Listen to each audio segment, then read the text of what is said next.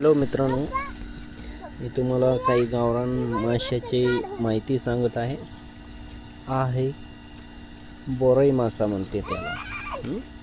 ही गावरानच मासा आहे. ही आहे कालोसी. ती विलुप्त होत चालली आहे, कारण आता हा मासा आपल्या पैठण धरणात खूप कमी सापडत आहे. आहे डोक मासा. हा डोक मासा पण तुरळक होत चालला आहे, कारण गावरान माशाची काही चिलापी आल्यापासून खूपच कमी होत चालली. हा आहे कटरना. हा आहे कटरना. हा पिवळ्या जातीचा आहे. हा साईज फक्त एवढीच होते, ही सगळ्यात मोठी साईज आहे. याच्यावर हा वाढत नाही. आहे पांढरा कटरना. ह्याची साईज याच्यापेक्षा अजून थोडीफार मोठे होते. हा आहे बोदवा. याला कार समाजात बनिया म्हणतात. हा बोदवा म्हणजे आहे, भरपूर प्रमाणात आहे. हा काही जास्त विलुप्त झालेला नाही. हा आहे भळू. हा लहान साईजचा आहे.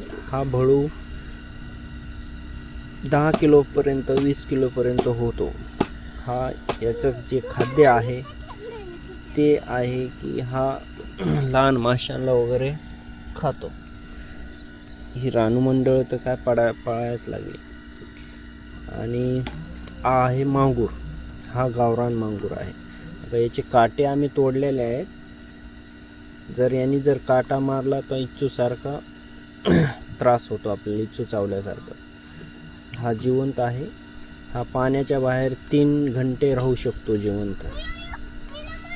हा चिलापी मासा. तुम्हाला तर माहीत आहे की ह्या माशांचे हे टोटल माशांचे पिल्ले किंवा अंडे खाते ही चिलापी. ह्या चिलापी माशानेच हे पूर्ण हे तुम्हाला दिसतात हे गावरान मासे. हे काहीच नाही, भरपूर गावरान मासे आहेत, पण ही मला जेवढे सापडले मी तेवढेच तुम्हाला सांगितलं. ह्या चिलापी माशामुळे यांची जी पिल्ले किंवा अंडे देतात त्यांचे अंडे ही चिलापी माशी खाते. ही आहे खडक चाटी. हे बघा, तिचं तोंड आणि एकदम चित्त्यासारखा कलर. पण हे आम्ही याचं नाव रानूमंडल ठेवलेलं आहे. ही एक दिवस पाण्याविना राहू शकते. खडक चाटी. ही आहे चालटी. ही पण विलुप्त होत आहे, पण ही भरपूर प्रमाणात सापडते. हा मासा आहे की जाळ्यावाल्यांना खूप त्रास देतो, कारण याला खात नाही किंवा काय, कारण याला काटे असतात भरपूर. ही भाती. ही माशी पण भरपूर आहे. आणि ही माशी पण भरपूर आहे. याला म्हणतात ढेबरी म्हणतात याला, कारण ही पोटात ढेबरी असते त्याच्यामुळे. ठीक.